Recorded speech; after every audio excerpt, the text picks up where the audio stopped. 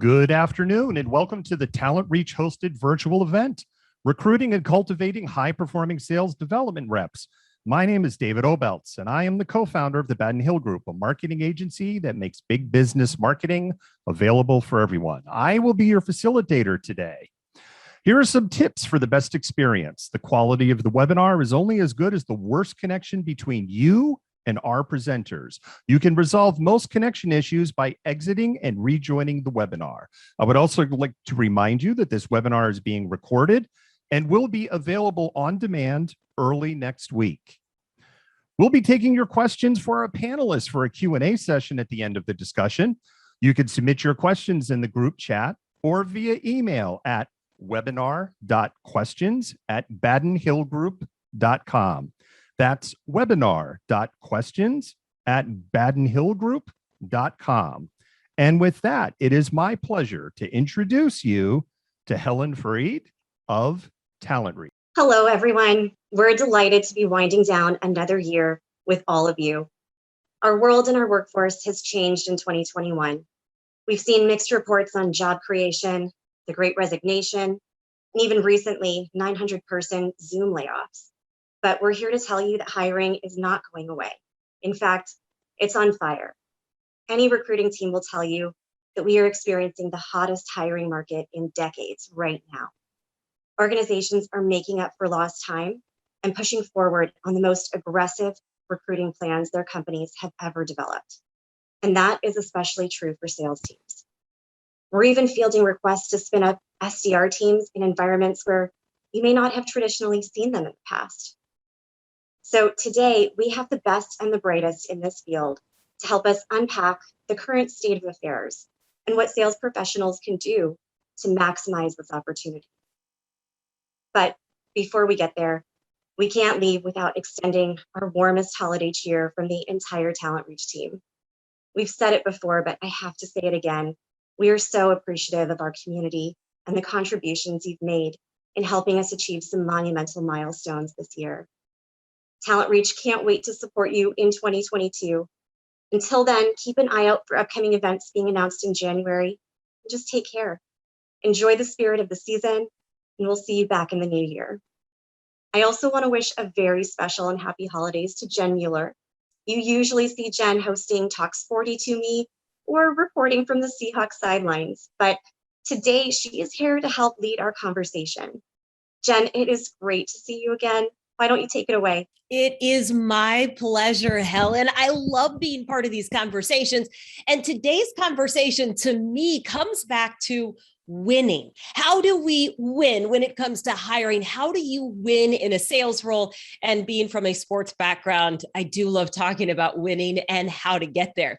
Here's what we're going to do during this conversation and during our time together.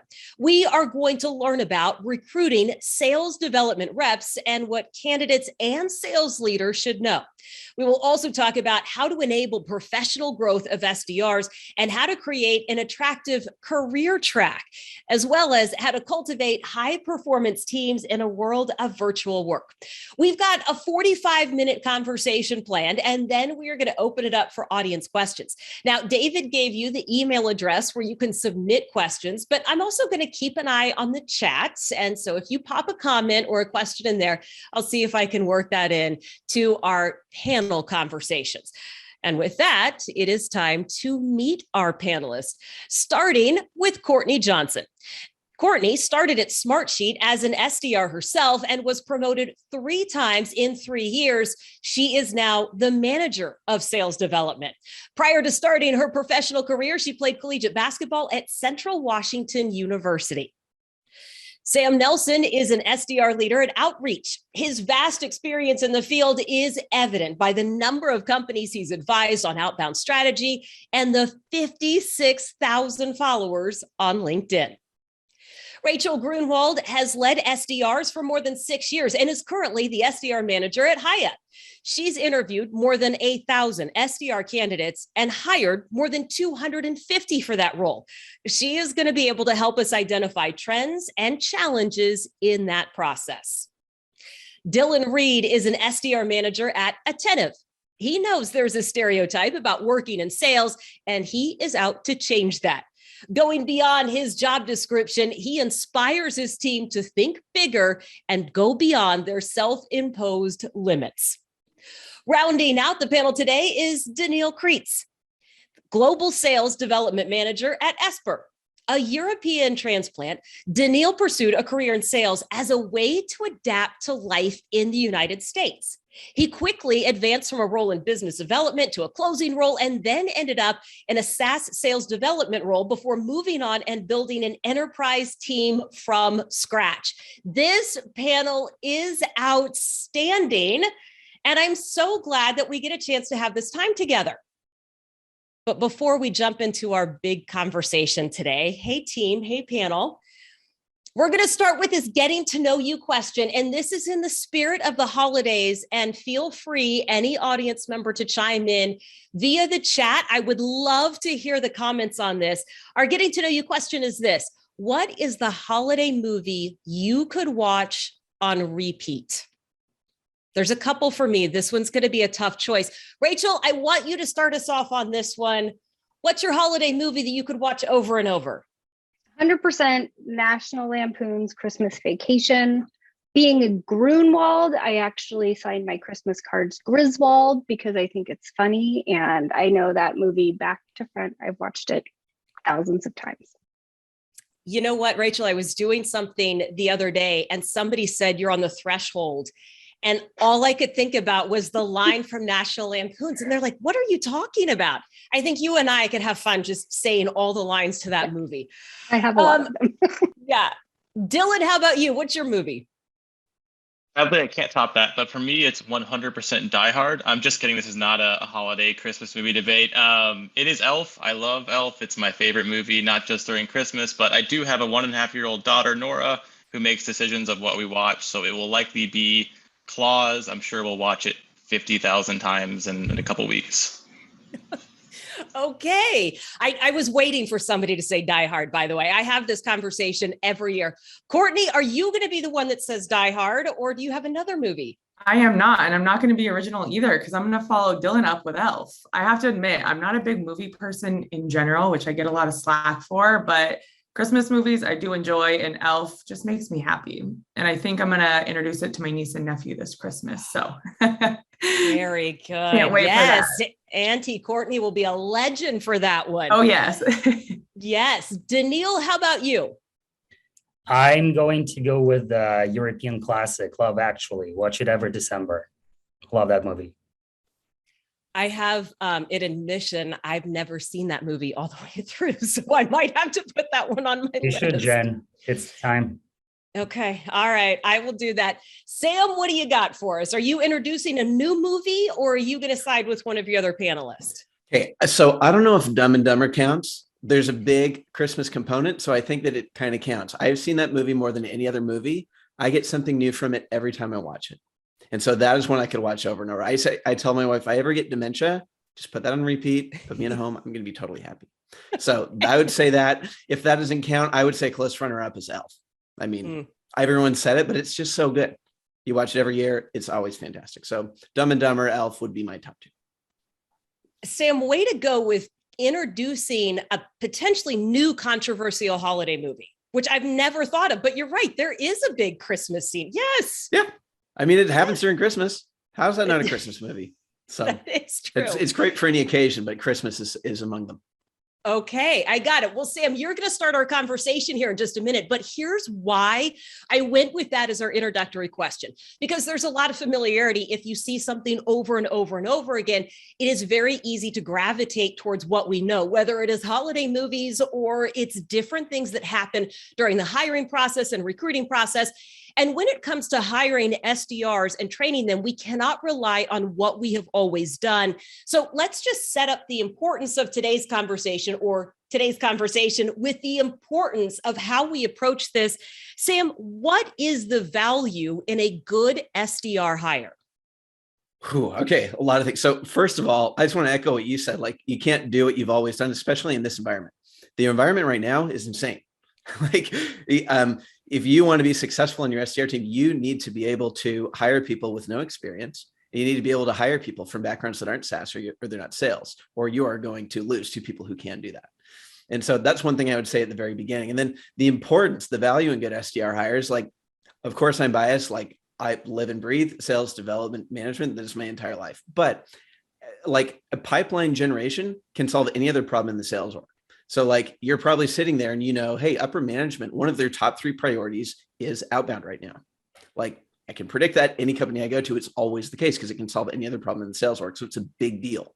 And the value of good SDR hires, well, like the return on investment for time spent in hiring good SDRs versus everything else you do in the manager as a manager, it pales in comparison. And so the value in good SDR hires is huge. It's like the most important part of the sales cycle, in my opinion.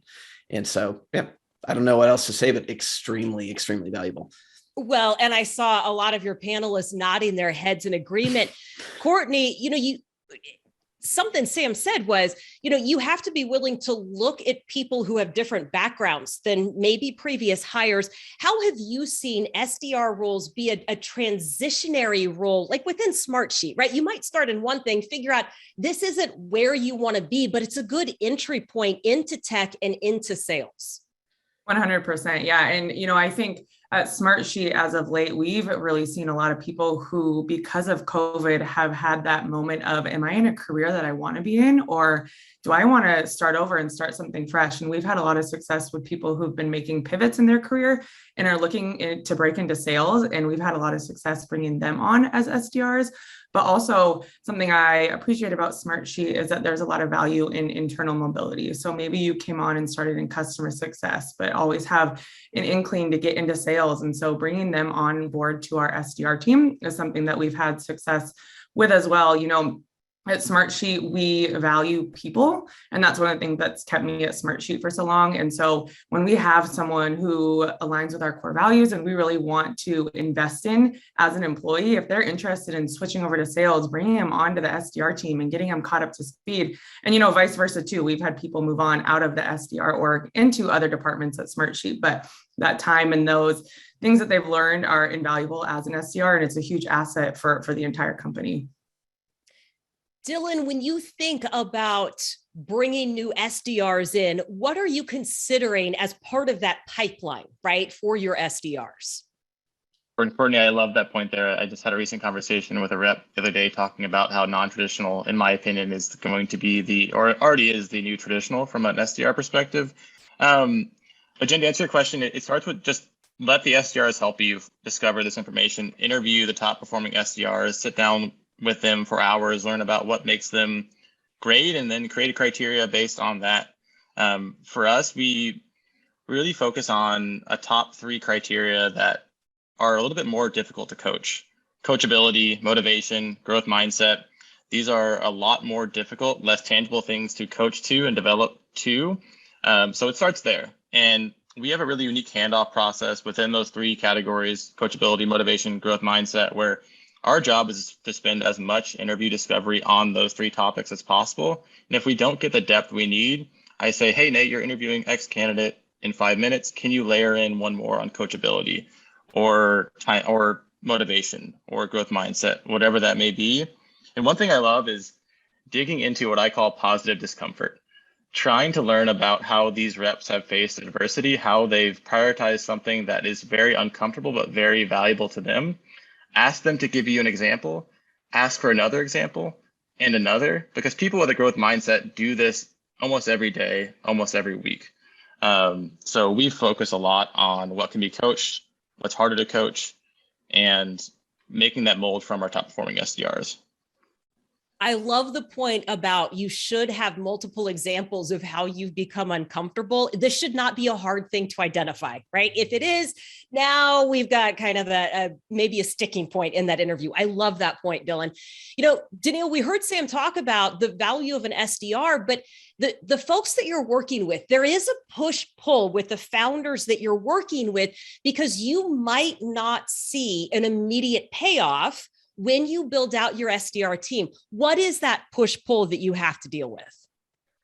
Yeah, absolutely. So, and as the rest of the panelist team pointed out, the landscape is really difficult right now, right? So, I think if you're joining a startup and you're working with founders and you're building an outbound strategy from scratch, it's really important to set expectations, right? Outbound takes time. It takes time to figure out the right hiring profile. It takes time to get results. So, it's really important to join an executive team that trusts you to experiment and fail fast to be able to get to that experience that and results that are expected from you. I want to point out before I bring Rachel into this conversation that Beth added this holiday movie to the mix, White Christmas with Bing Crosby and Fred Astaire, which also classic, very good. Thanks, Beth. I'm going to have to make sure I get that one watched in the next couple of weeks. Rachel, when we talk about SDR and really any job in sales, there is a perception that it is a high turnover role. Is that true? And why shouldn't it be the case? Yeah. So I think historically it has been, and there can be teams that have high turnover, but I don't think it needs to be a high turnover. SDRs, if they're successful, are making a good amount of money. And it's not a super high stress at home job. It can be during the day, but I think if you structure your team in a way that they feel like they have wins, they can move up within the team and they feel completely supported by not only their manager, their team, the account executives they're working with, it becomes this environment where they actually love being there. And strangely enough, I mean, the SDR role, let's admit it, can suck a lot of the time, but it's their team members, it's their teammates that actually make it fun. And so, as long as they're still learning, they're still feeling really valued, you can keep SDRs for a very long time. And, I've had SDRs that have worked with me for 3 years, and not that they want to always be a 100% an SDR, but they're still value in learning and being successful in that role. Well, and Dylan, I think you've got some great points around this. When we talked, you said part of this is about accurately portraying what a career in sales looks like. What do you mean by that? And then what are you looking for in a candidate? Yeah, sure. So Sam mentioned a very compelling point. Pipeline solves problems, but pipeline that is sourced by SDRs that love their job solves a lot of really, really cool problems. So we want the person to be high performing, but we want them to love the job as well. Every top performer we probably all worked with loves what they do. So that's super important. And 70% of the people we hire at least are right out of college. Take me back 10 years ago. I had no idea what I wanted to do. I was curious.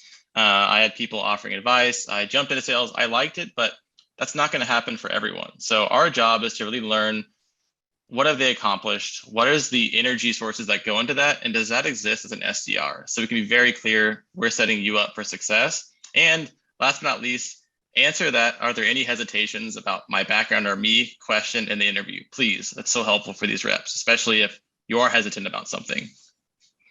Interesting. Say that one more time. What's the question you need to make sure that you ask? Sure. So a lot of candidates hard close. They ask the manager, the interviewer, do you have any hesitations about me, my background, my experience? And oftentimes we no, it's all good. We send them a rejection template 2 days later. So if there's something missing there, let them know. Have that feedback-backed conversation in the moment. Yeah, I think that's really important. And sometimes those conversations are hard to have, but you're not going to strengthen the candidate pool or the candidate themselves without actually having that conversation. Daniil, when you go to hire an SDR, there are two big assumptions that you make. Can you elaborate on why they should be able to handle change management and commit to at least 12 months?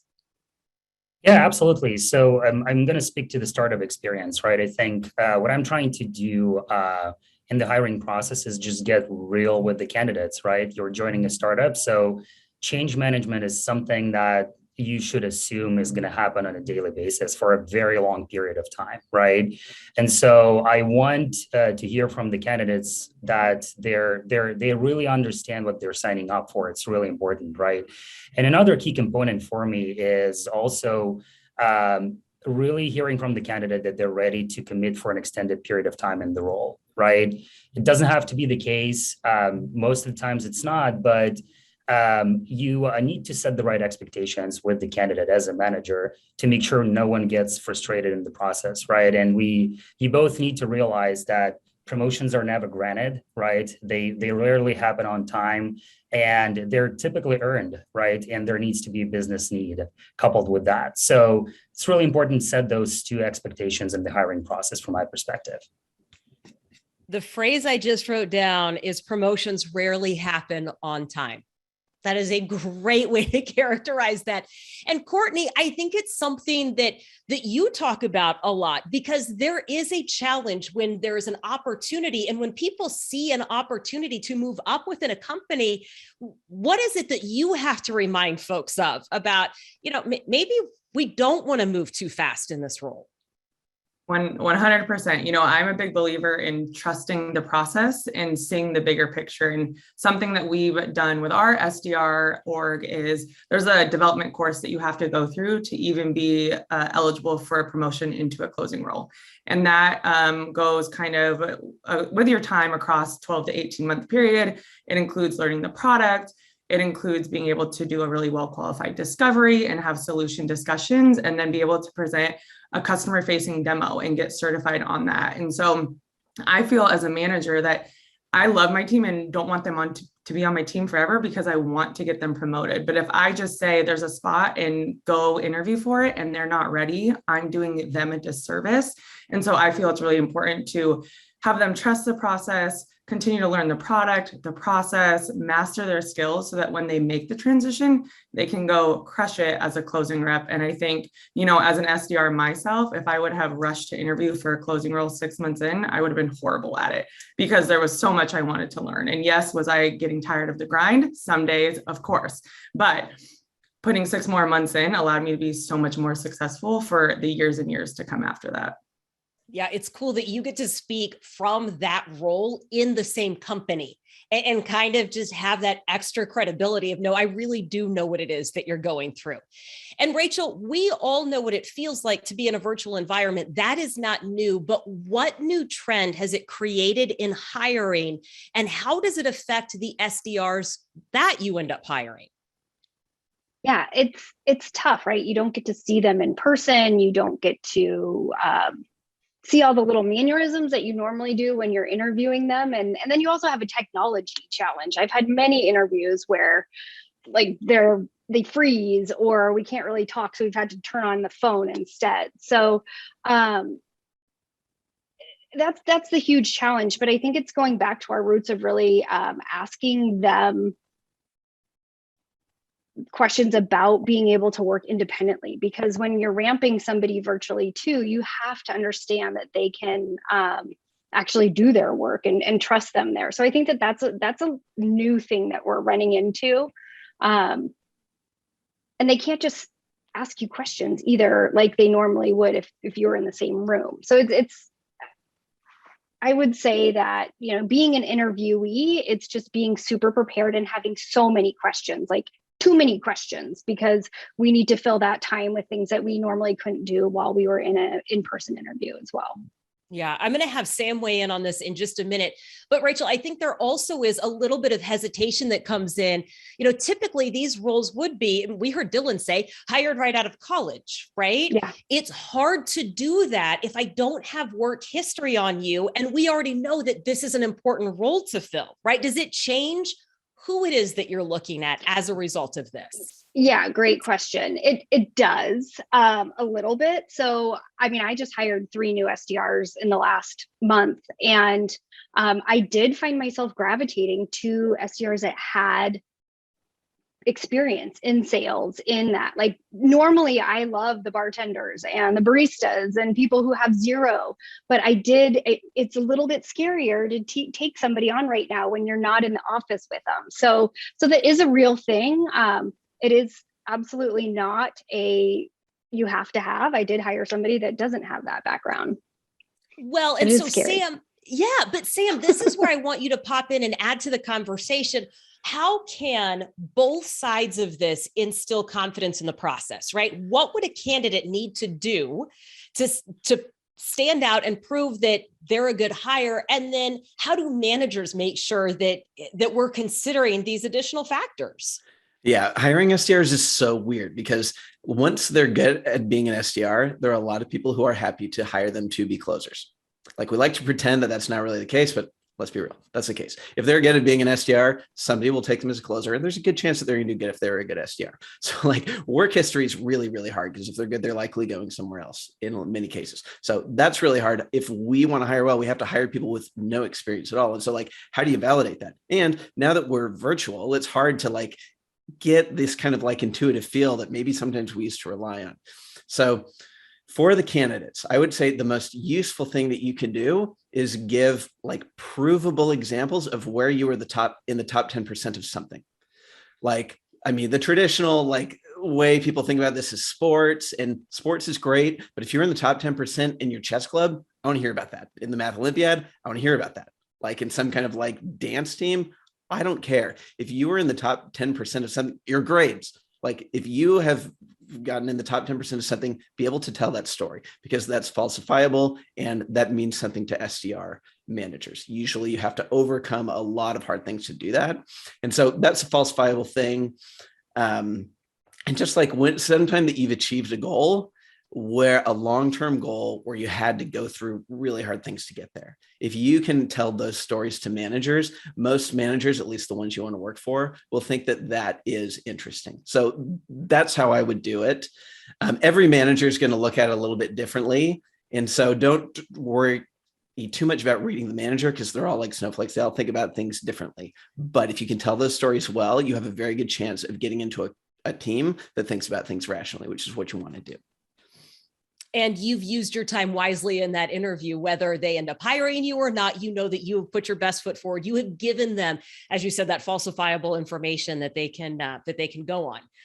So what it sounds like is there is just as much pressure on the candidate. And Vishnu, I see your question in there, and I think we're going to touch on that here in just a little bit. We're going to switch over to the manager side of this in just a second.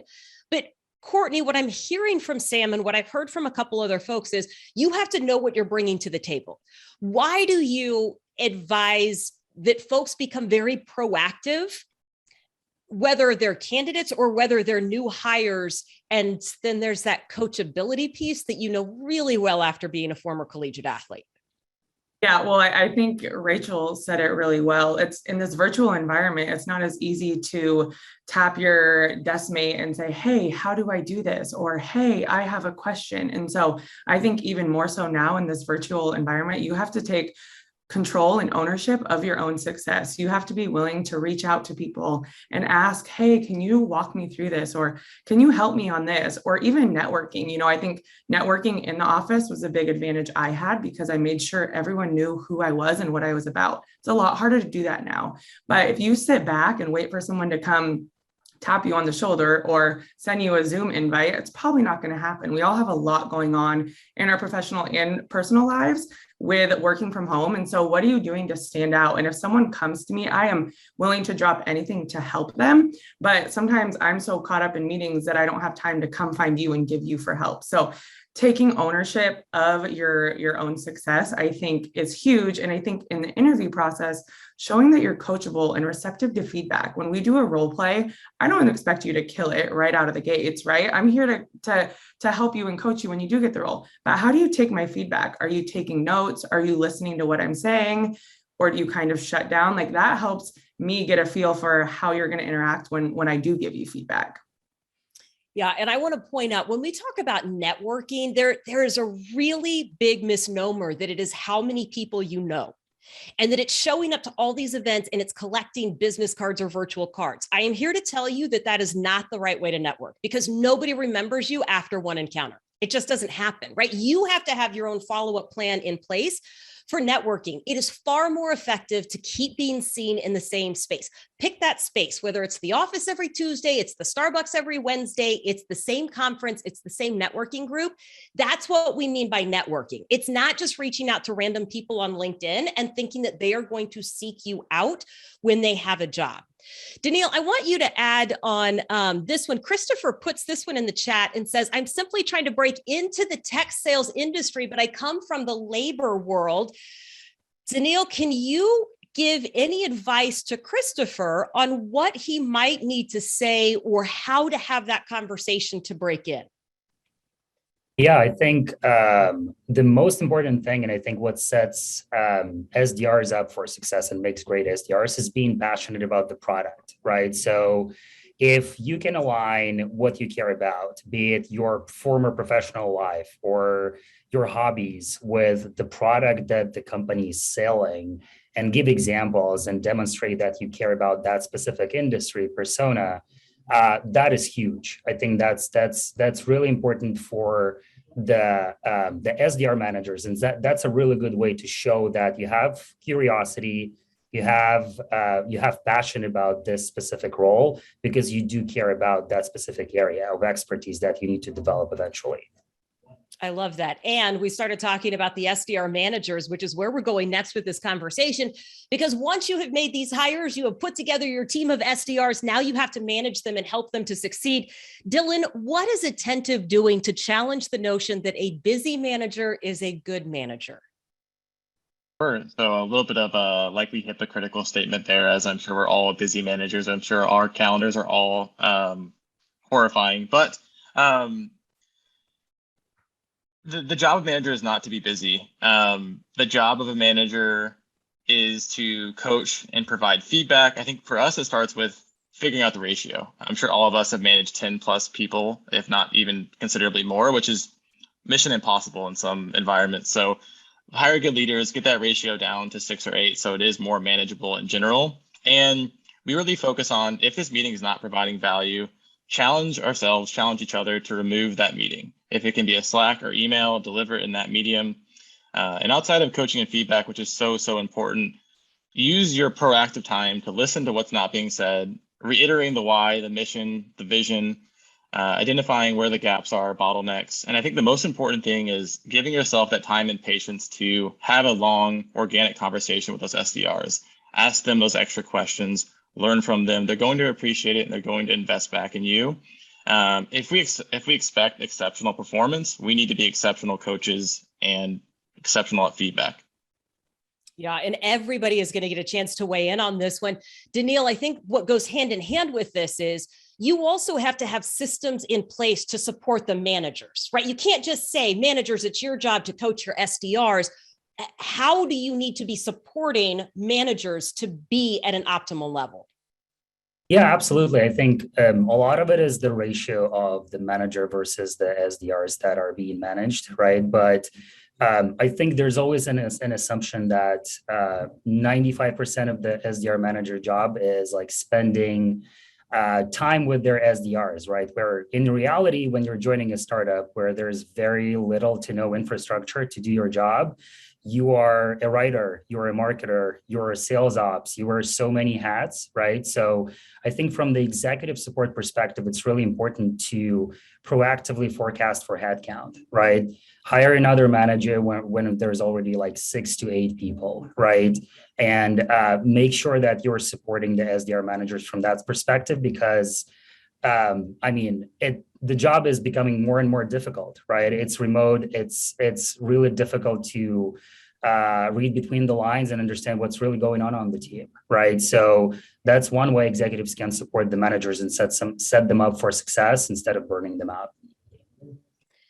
Courtney, we mentioned that even though you have experience within the company, that you are now working as a manager, and there's still some challenges. What gets overlooked about the role of SDR manager most often?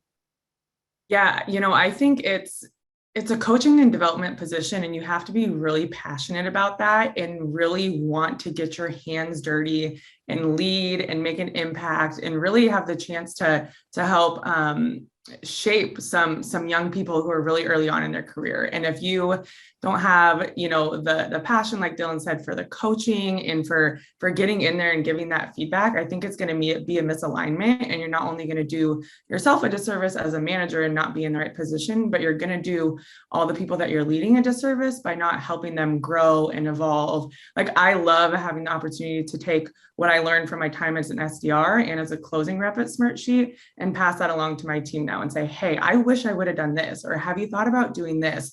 And I think those little things go a long way. But if that doesn't suit you, that's completely fine. But you have to know that this is a hands-on coaching development role. And if there's misalignment, it's it's not going to be good for both parties.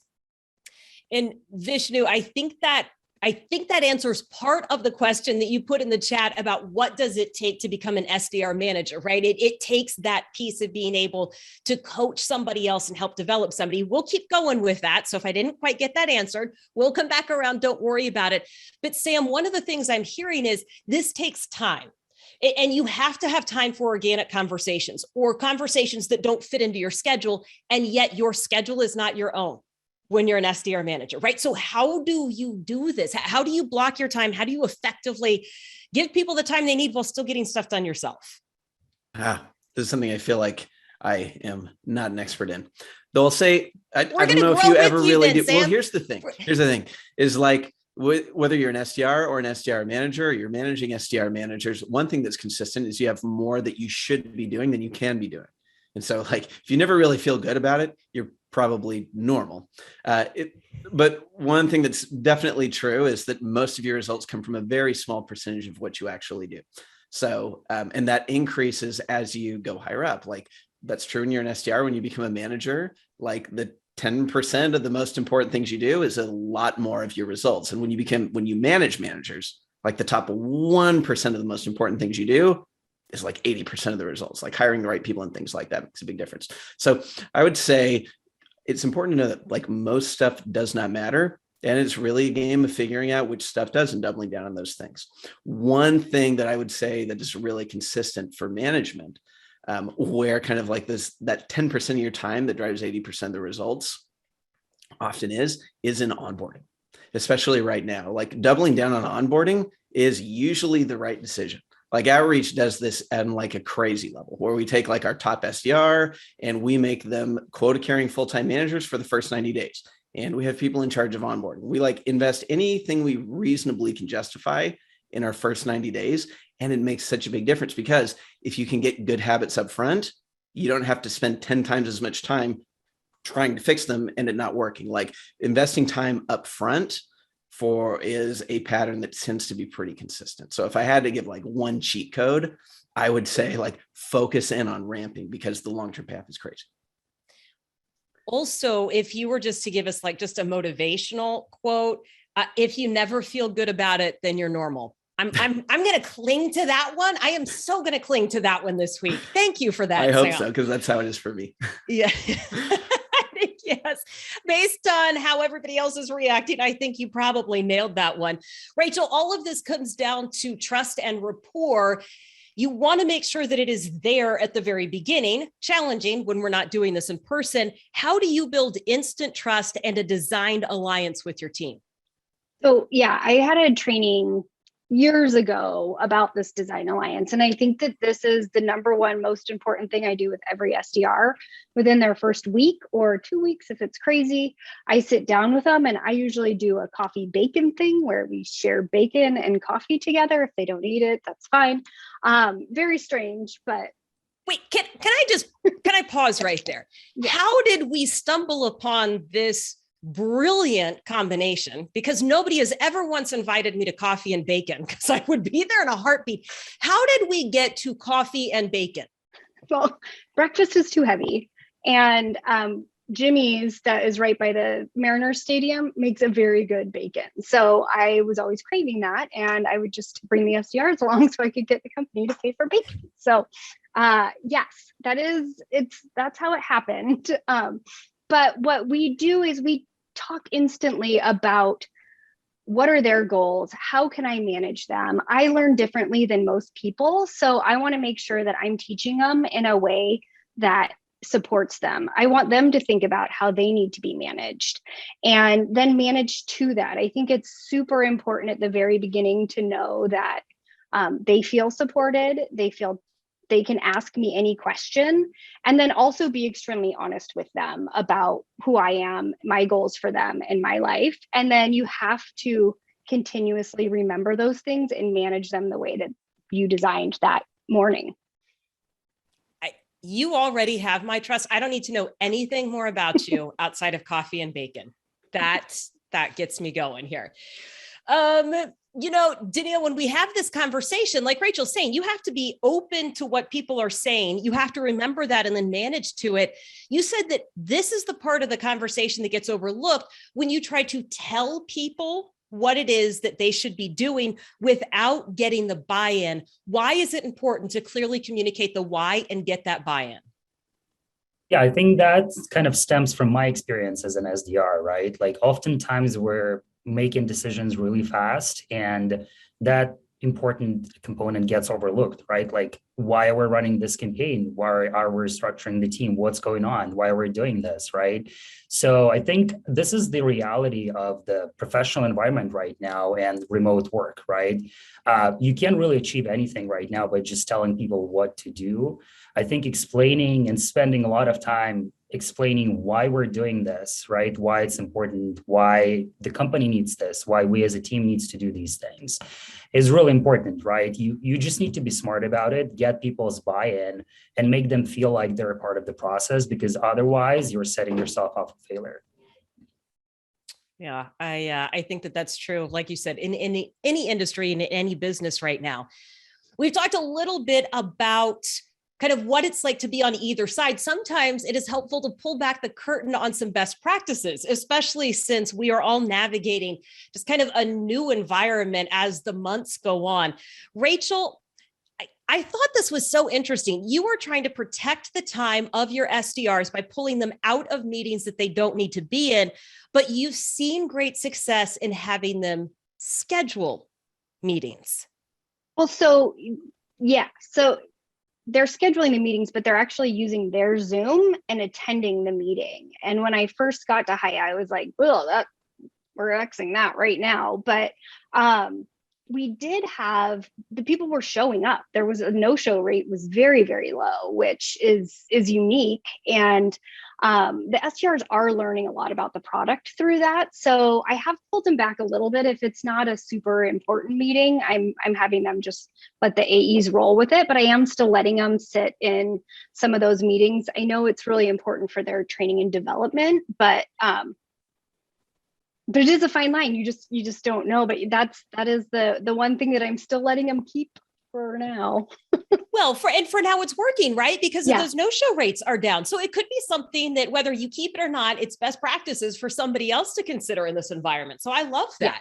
Yeah. Now, Courtney, you mentioned this before. You love that coaching and development piece. You have found that call coaching and feedback are the best ways to ensure success. Why is that? And how deep do you go in those conversations? Well, I will preface it with saying, I think the conversation on rapport and trust is very important, because I think if you don't start off with that, when you come in to do coaching and give feedback, it means nothing. And it goes in one ear and out the other, because they think you're coming after them. They think you are the bad guy and all of those things. So I think it really starts up front with establishing that rapport and relationship and trust. We actually are a little behind the times and just got access to Chorus, which is a call recording software. So very thrilled about that to help make our lives easier. We actually, just started doing something pretty recently with peer-to-peer call reviews, and those have been really impactful, because rather than it just coming from me, it's coming from their peers as well. And not only are they getting a chance to hear how other people sound on the phone, which is one of the top things we miss about being in the office, but it also gives them a chance to hear feedback from other people and not just their manager all the time. So I review at least 2 calls a week for each one of my team members, celebrate the wins, which I think is really important, to not just go in with feedback all of the time, and recognize and share, this is a great call and you did an awesome job here. But just giving that feedback and really those little tweaks. Have you tried saying it this way instead of that way? And then I think what's most gratifying is when they can come back to you or to their team and say, hey, I tried that and it worked. And they carry that with them, and then they're seeing success and results from it. So I think of it kind of as it starts with rapport, and it really goes full circle, giving them that coaching and feedback, and then having them see the results and celebrating those, and then just having that be a continuous cycle. I love that. We're going to hear from Daniil, Sam, and Dylan. Then the panelists are going to give you some final thoughts. We're not done yet, but at that point, we're going to take some more questions from the audience. So just letting you know, we've got about 15, 20 minutes left, and that's kind of where we're going with things. Daniil, when it comes to coaching, you have people with different skill sets. What do you do to make sure that they have the best chance to succeed? Why does it come back to process? Yeah, absolutely. I think it goes back to hiring and having a really good, crystal clear hiring profile for your organization, right? You need to take a step back and identify what makes a great SDR, right? And then align that with the profile of people that you're hiring and identify those coaching areas early on and put a plan together to cover that during the onboarding, right? I think that is a really great way to set people up for success. Okay, Sam, I think a lot of selling used to be done over the phone. People are not answering their phones quite as much anymore. So what do you do? What are best practices to overcome that in the sales cycle with an SDR? Okay, so I got a slightly contrarian opinion on this. So number one, I think it's true. People are picking up their phones a little bit less than they used to. But here's something that's really interesting about that. People are using their cell phones more for work. And if you go back and look at the meetings that have actually been set and held, you will notice a shocking proportion of those were set over cell phones. And so while there might be slightly fewer numbers, it might be a slightly different, people are using their cell phones more. And that's a lot of times where meetings that stick actually come from. At Outreach, we've actually seen phones work better. And so obviously, I'm sure there are other companies where that's not the case, and there are differences, of course. But I do think that sometimes there's this belief that phones aren't working now anymore that becomes a self-fulfilling prophecy. And at least for us, phones have worked better than ever. And so I think it still does work now, but you have to make it count more when you do get someone on the line. So do not write off cold calling or sales calls altogether. It does work. We just need to be more intentional and strategic about it. Yeah. And be careful not to let kind of that creep in, because it can become a self-fulfilling prophecy, right? Yeah. People stop doing it. The connects go down. Now everyone believes it, and it can become a dangerous cycle. More people are using their cell phones now, and that's where meetings really come from, if we're honest. So I think that there is a lot more opportunity for on the phone than a lot of people think. I like your contrarian view. Thank you for that. Thank you. 2 contrarian views, Dumb and Dumber and that one today. Way to bring it, Sam. Way to stir up the controversy there. Dylan, we're going to close this part of the conversation with you. I love one of the ways that you highlight talent and success in your biweekly meetings. How much does your team love the Sports Center style top 5 plays or top 5 calls that you do? I hope they love it. And I hope, more importantly, if they don't, they let us know. And we rethink how we give recognition. But in all seriousness, like, even if we had the real Sports Center team there, the real production team there, like, SDR still needs so much more recognition than that. So we just constantly ask ourselves, like, how can we recognize more? How can we invest in our people more? I think when it's proven that when you invest in really, really good, talented people, they'll invest back in their team and their organization themselves. So invest in these SDRs. They have a really, really hard job, and there's a lot of really talented people out there in the SDR role. Dylan, do you know a Marlena? Because she popped into the chat and said they love it, ! So there you go. There is feedback. I can only assume from one of your team members. Sam, before we get to our closing thoughts, I want to have you answer this question from Vishnu, who said, do you do cold calling call blitzes? Yeah, we still do cold calling call blitzes, though it's just different when you're all remote. We can do the best that we can. If you're going to be successful, you need to be really good at being self-directed too. Like, motivating yourself is going to be one of those things where, it's going to kind of separate being successful from not. So I think that's still good to the extent that you can do it well, but it's just not going to be the same as in the office. And so the good news is you don't have people interrupting you all day. And so you can kind of get that focus time in. That's a good silver lining here. Okay, so we are going to have the panelists give us some, we're going to call them final thoughts, but really these are their key takeaways that they want to make sure stick with you. After this conversation ends, each panelist gets about 60 seconds or so to go through this. Then we will get to some audience questions. Courtney, we added bacon there. I'm so hungry for lunch, you guys. I know. And all I want is a pile of bacon. Courtney, why don't you start us off with these thoughts? Okay, yeah, awesome. Thanks, Jen. Like I chatted about earlier, I think to be successful in a selling career or really your career in general, I think taking ownership of your success in your career, being proactive in your approach, knowing what you want and not being afraid to voice that. Every manager I had from when I started as an SDR, I told them I want to be a manager someday. I know I'm not ready yet, but want to let you know so that we can continue to work towards that. I think trusting the process and the SDR development program you are a part of, knowing that there's a method behind why you're being asked to do the things that you are. Don't be afraid to ask why, but trust and know that there's reasons behind it. And it's to ultimately help you be successful later on down the road. And I think finally embracing the grind. It's a grind. I think it's important to know what you're getting into with that and maintain a growth mindset. Yes, it's a grind, but where can you go from this? How can you continue to get better? How can you continue to challenge yourself and others and set yourself up for wherever you want to go in your career? Perfect. Rachel, what would you add to that? Yeah, and Courtney, those are great. You may have to take a step back to take a leap forward. And especially with the SDR role, I've seen a lot of people who are very successful in one career, but want to get in SaaS. And they do have to take a pay cut. They do have to take a lower title. But once they really grasp all the stuff that they're learning, they skyrocket into their next career. So it's really important to just know that. Life as an SDR is hard, but you will learn a lot. You will learn a lot. And the skills you learn as an SDR, you can take to any position at any company. So it's super important there. SDRs and managers don't get happy ears. I think happy ears are you hear somebody say, yes, I want a demo. You say, great, you book it and move on. As a manager, you hear one thing or somebody asks you a question and you just answer it. It's be thoughtful, ask more questions, dig a little deeper, get further into the real why. And once you learn how to do that, you will explode in your career. And last but not least, it's not SDR, but clean up till you find it. It's a weird little thing to know, but it will help you in your whole life. And trust me, you lose something, clean up till you find it. Okay, that sounds like something I could use at home with some Yes. directions there.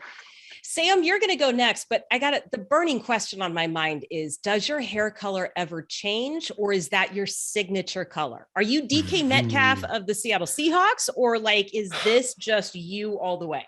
Yeah, I've not even really ever explained it publicly. So this was like an incentive 4 years ago now. And I made my hair blue kind of for fun on LinkedIn, and I became known as the blue hair person. If I ever changed my hair color, nobody would recognize me. So I kind of unintentionally became stuck with it. I may be 80 years old and have blue hair. Who knows? But yeah. But way to embrace it. And it looks great on you. Why would you want to change that? Go ahead with your points there, Sam. All right. So my 3 things are, number 1, you have to learn to ramp candidates with no SaaS sales experience. If you can't do that, you're going to lose to companies who can. That used to be kind of optional maybe at some point, but in the current environment, it's not optional anymore. You have to be able to do this. And it's possible to do. I think I did a poll the other day where I said, how much experience did your top performer had? And most of them had no experience. And so you have to be able to bring those people on, or you're just going to struggle. Second thing is, all things equal, invest energy in onboarding. Fixing bad habits later is much more difficult than instilling them early on. And when we're managers, we always have more to do than we possibly can. And a lot of times the things that are pressing and urgent take up all of our time. And ramping SDRs is often not urgent, but the long-term consequences can be very severe because it takes 10 times as much effort to fix bad habits, and it doesn't work all the time. So investing energy in onboarding and ramping is a very high long-term return on investment for time. And then the last thing is, cold calling works better when prospects work from home. And I think if you go ahead and look at where your meetings are actually set, you'll find that a lot of them are actually through cell phones. More people are using their cell phones from home now. And so even if numbers are a little bit weirder, when you do connect, you're much more likely to get them through a channel where they're likely to take a meeting. So don't be afraid of cold calling, and don't just cold calling still works. Mic drop. Daniil, what do you have for us? I have a few thoughts. SDR is not an entry level role anymore, right? Once you get the role, focus on being good at it, right? Use the time, focus on learning. As Rachel pointed out, you're going to learn a lot, and if you're planning on staying in sales long term, you're going to be prospecting. If you're a VP of sales, you're still going to be prospecting, right? So it's a really important skill, and you need to focus all of your time and effort while you're an SDR on honing your skills. As an SDR, play a long game, be it prospecting or your career. Learn to be patient. The best meetings you're going to book are going to take 6 to 9 months to book. So it's really important to focus on that.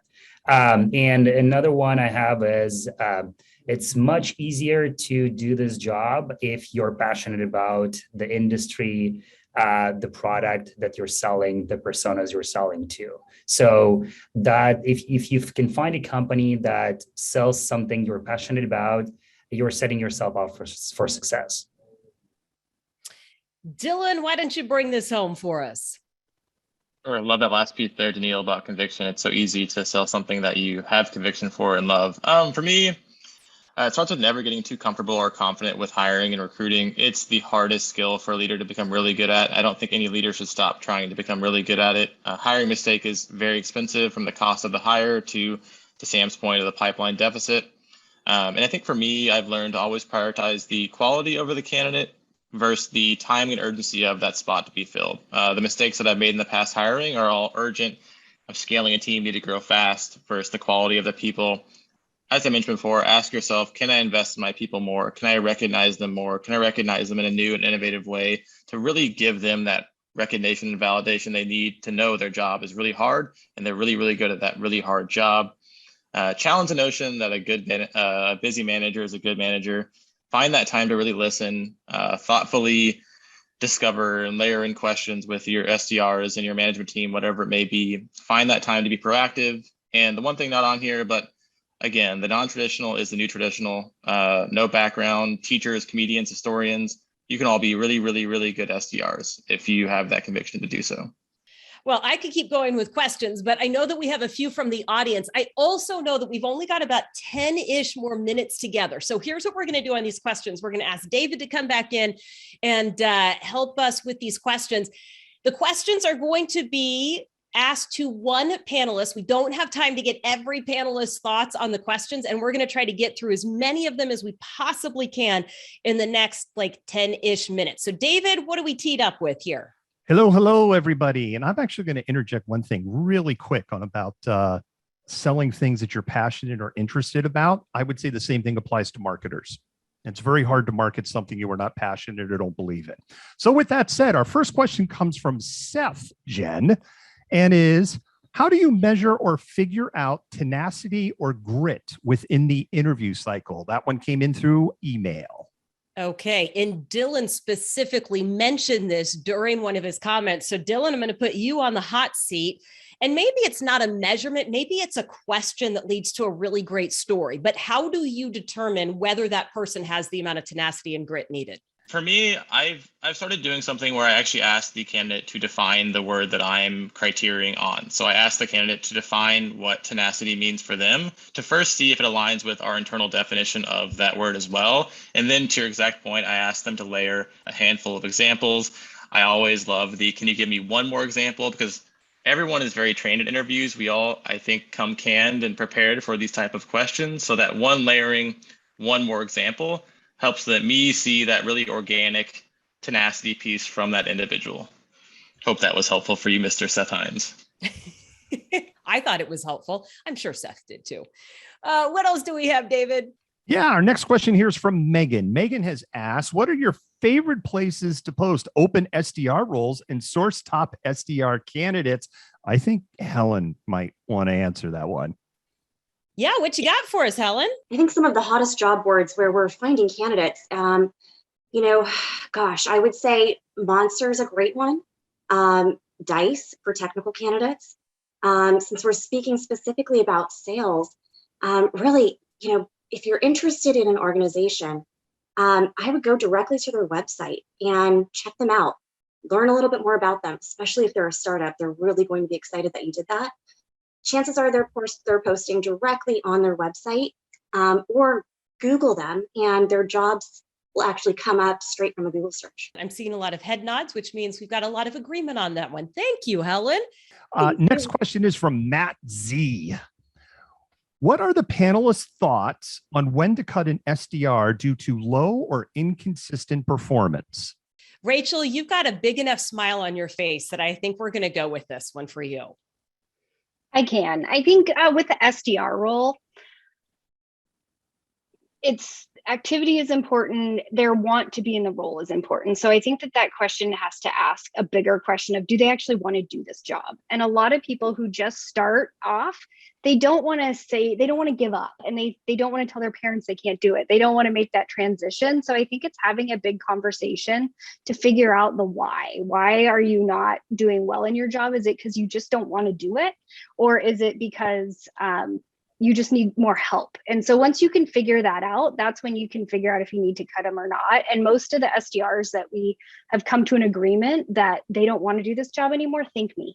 So I almost have to, I don't fire them, but I let them make that decision to leave, because sometimes people just need to know it's okay to try something else. And it's not that they are bad at their job or at life. They're just bad at this job because they don't want to do it. That's an important distinction. Yeah. Next question. Yeah, our next question comes from Derek, and he's asking, what are the best resources online, preferably free, for people or companies to follow for SDRs who are seeking professional development? Courtney, Sam, Daniil, any one of you? Sam, you got the biggest smile first. Sam goes. Oh, This is a very arbitrary system as to how I'm picking this, but go ahead. Go ahead, blue-haired man. I'm biased, but I like samnelsoncontent.com. I would say, obviously I produce a lot of content. One thing I would recommend is you want to find people who have done what you want to do, ideally within your own company, and talk with them one-on-one. Okay, so you want to find people who have done what you want to do, that have done something as similar as possible to yourself. So whether that's people in your own company or there are people who create content on LinkedIn, identify those type of people who are kind of in a spot where you want to get to, and then try to learn from them one-on-one or through their content or whatever the case may be.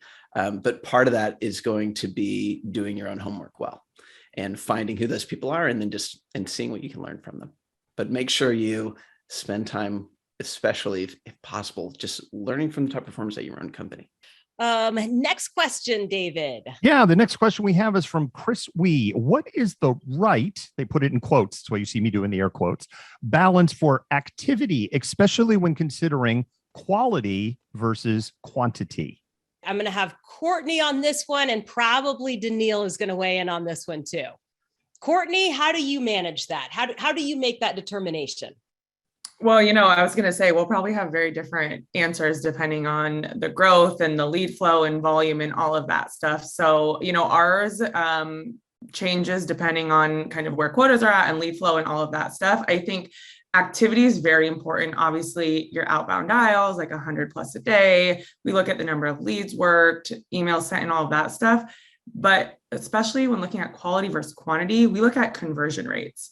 What's your SAO? How many meetings are you passing that are actually turning in to qualified opportunities with product on them? And I think the activity is part of it, but if you get too caught up in that, then you can start to get caught in the who's doing more than me, is there's quality, and kind of digging into other people's work. So I really try to look at the full circle of the activities, the leads, the conversion rates, the number of meetings you're setting, the number of ARR that you have. And so really looking at it in a holistic picture, I think it all ties together. And if one of those is starting to lack, then that's where we jump in and, start to have those coaching conversations. So I would imagine that all of our metrics are different for each team, depending on volumes and that, but I think conversion rates is a big one. Daniil, what would you add? I loved Courtney's answer. It's a good point that it's different for every organization. But if we look at it from the SDR perspective, right? I think if you're just joining the company, or if it's your first SDR role, in the first 6 months, I would focus on building the muscle. and exceeding all possible KPIs and activities. The more calls you make in the first 3 months or the first 2 quarters, the more you learn, the faster you ramp. And in this role, it's really important to think on your feet, right? How do you learn how to think on your feet? It's learning by doing and repetition, right? So I would exceed all of the possible KPIs and make as many calls as possible in the first 6 months. And that's another way to set up yourself up for success. Very good. David, do we have any more questions? We have one more. Okay. Is it a good practice for SDRs to sit in Zoom rooms together and do peer-to-peer learning? I actually find it an interesting question. Okay, so here's what we're going to do, because this is the last question, right, David?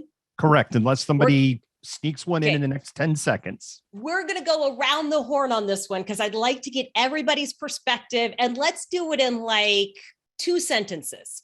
How about if we do that? So I'm just going to buy you a little bit of time. We'll get 2 sentences. Dylan, this is the order. Dylan, Sam, Rachel, Courtney, Daniil. Okay? Ready? Dylan, did I buy you enough time? Yeah, I was bobbing my head like I always do. People at Attentive know I'm the bobblehead, so I probably drew attention to myself there. Yes, it's incredibly valuable. I love when feedback sessions are primarily rep-led, where a rep brings a call, an email, and that rep has the first turn of providing constructive feedback for themselves. And you go around the circle or a Zoom circle and have everyone provide constructive feedback, because constructive feedback is the best gift for all of us. So absolutely one of my favorite exercises that we do. Sam? Yeah, back when we were in the office, kind of those types of relationships were automatic. It kind of came with the territory of going to work and being next to people and things like that. Now it doesn't happen unless you're proactive about it. So I would be in favor of that. I think it's great. Rachel? Call reviews. So that's really important to do as a group, have everybody listen, have everybody react together and give active feedback. I think that that's a great way to do it. Courtney? 100% agree. And I think specifically to the peer-to-peer call reviews I was chatting about, we do those together, set the stage up front. This isn't to embarrass you or put you on blast. This is to help each other out. I love it. Daniil, bring it home. I completely agree with everyone. I think it's super valuable. And I think one way to take it up a notch is also to pair people up by understanding the differences in skills, right? Like pair people up based on their experience or the time they've been with the company so that it's valuable conversations and valuable feedback.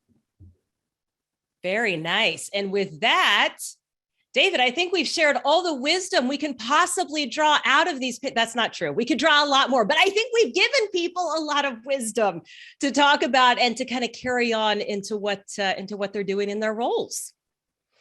Completely agree. We want to thank TalentReach, Helen, Jeff, Eric, and the rest of the team for hosting the webinar today. Additionally, we would also like to take this opportunity to join TalentReach in wishing everybody a joyous holiday season and a happy new year and a great start to your 2022.